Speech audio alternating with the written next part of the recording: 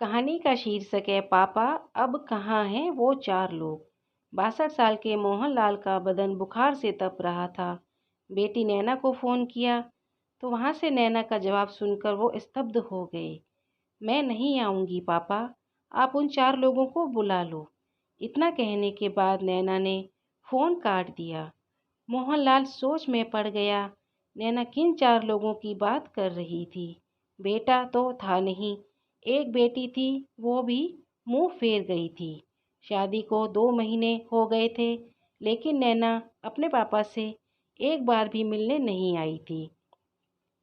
बहुत मुश्किल से उठे और दराज से बुखार की दवाई उठाई। खाने को कुछ था नहीं, क्योंकि तबीयत ठीक नहीं थी तो खाना बना नहीं पाए थे। 2 बिस्किट पड़े थे, वह खाकर दवाई लेकर लेट गए।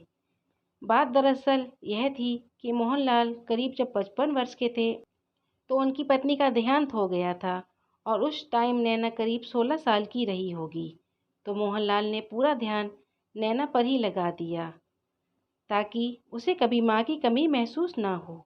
नैना कुछ सालों बाद नैना के रिश्ते आना शुरू हो गए। उस टाइम मोहनलाल की उम्र करीब 62 वर्ष हो चुकी थी। नैना चाहती थी कि पापा दूसरी शादी कर लें, लेकिन मोहनलाल दुनिया की बातों से डरता था। उसको लगता था चार लोग क्या कहेंगे। उसको समाज की बातों से बहुत डर लगता था। लेकिन नैना चाहती थी कि उसकी शादी से पहले पापा शादी कर लें, ताकि बुढ़ापे में कोई उनके साथ रहे, उन्हें अकेलापन ना खाए। नैना की एक मौसी थी, गायत्री मौसी। उनके भी आगे पीछे कोई नहीं था। नैना चाहती थी पापा गायत्री मौसी से शादी कर लें, लेकिन पापा समाज के डर से नहीं मान रहे थे।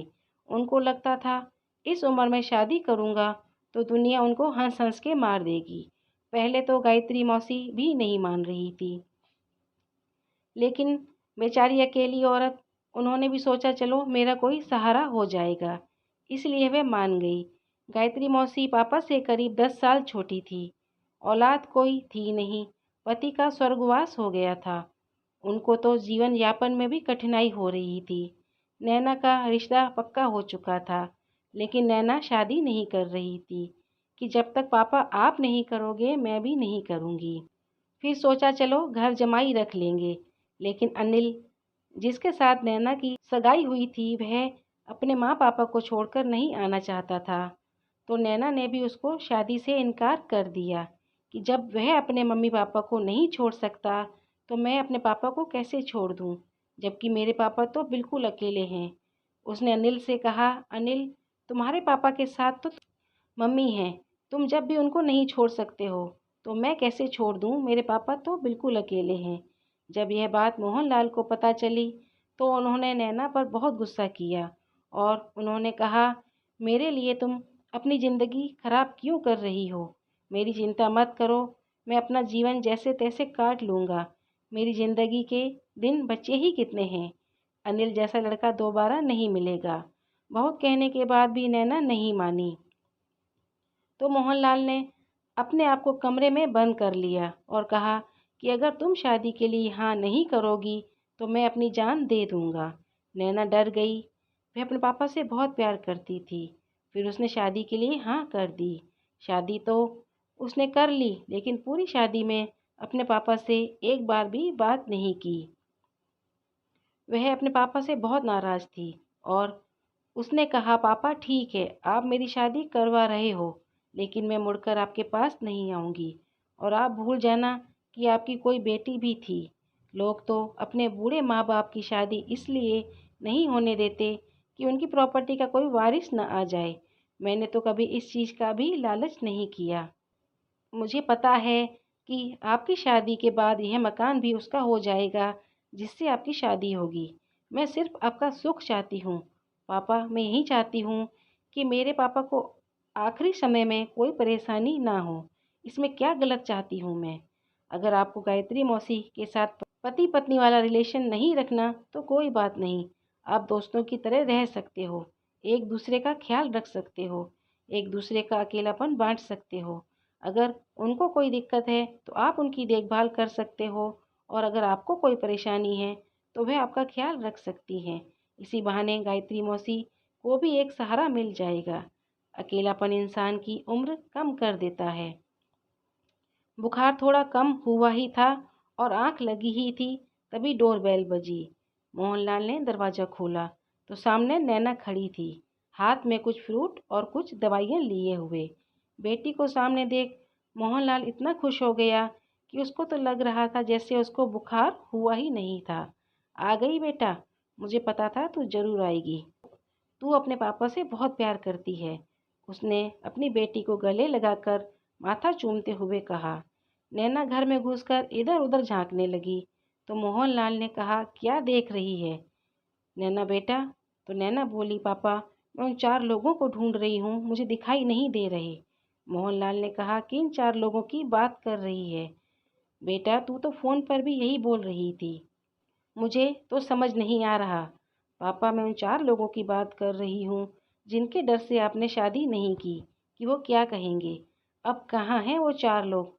अब तो वह आपके पास है नहीं, जब आपको उनकी सबसे ज़्यादा ज़रूरत है। आप बीमार हो और आपकी देखभाल के लिए कोई आपके पास होना ज़रूरी है, तो बुलाओ उन 4 लोगों को, वे आपकी देखभाल करेंगे।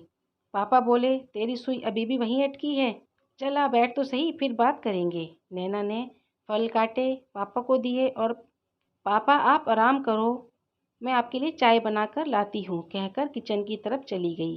किचन की दुर्दशा देखकर तो उसे चक्कर ही आ गए। जब उसने पापा से कहा, पापा किचन की हालत तो आपने बहुत ख़राब कर रखी है, तो मोहनलाल ने कहा, बेटा अब मुझसे काम नहीं होता, तू ऐसा कर मेरे लिए एक काम वाली ढूंढ दे।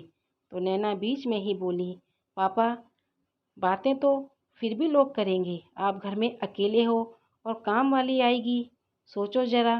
पापा उसकी तानों वाली बातें समझ रहे थे।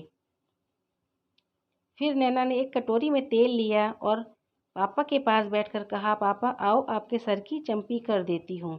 और फिर नैना ने पापा से चंपी करते करते कहा, पापा आप एक बात बताओ, आज आप अकेले हो और बीमार हो, आपकी देखभाल के लिए कोई नहीं है।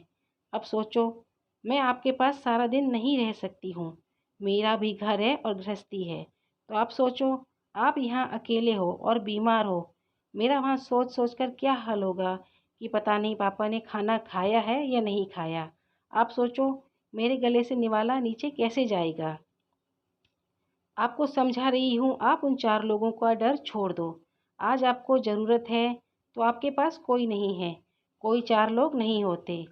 पापा अगर हम उनकी परवाह करेंगे तो ही हमें वो 4 लोग नज़र आएंगे, वरना कोई भी 4 लोग नहीं हैं। अगर हम उनकी तरफ ध्यान नहीं देंगे तो अपने आप बोल बोल कर चुप हो जाएंगे। दुनिया तो बातें करती ही है, हम लोगों की बातों की तरफ ध्यान देंगे तो अपनी ज़िंदगी जीना छोड़ देंगे।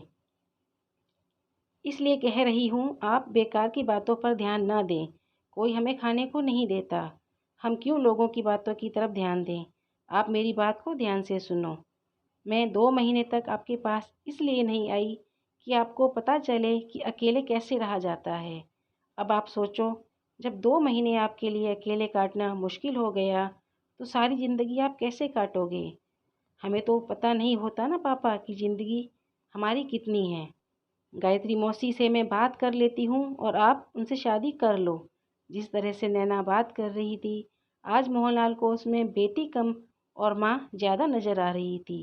तेल की कटोरी को साइड में रखकर पापा के सामने बैठ गई और पापा का हाथ पकड़कर बोली, पापा प्लीज़ मान जाइए मेरी खातिर। आप चाहते हो कि आपकी बेटी अपने घर सुखी रहे। नैना की आंखों में आंसू थे, पापा नैना की आंखों में आंसू नहीं देख पाते थे। तो ठीक है मेरी माँ, तुझे जैसा ठीक लगे कर ले। मोहनलाल को बेटी की जिद के आगे घुटने टेकने ही पड़े। ठीक ही तो है, हम जिन 4 लोगों की परवाह करते हैं वो 4 लोग किसी और की परवाह नहीं करते। तो कहानी कैसी लगी कमेंट करके ज़रूर बताएं, और अगर अच्छी लगी हो तो एक लाइक और सब्सक्राइब तो बनता है। धन्यवाद।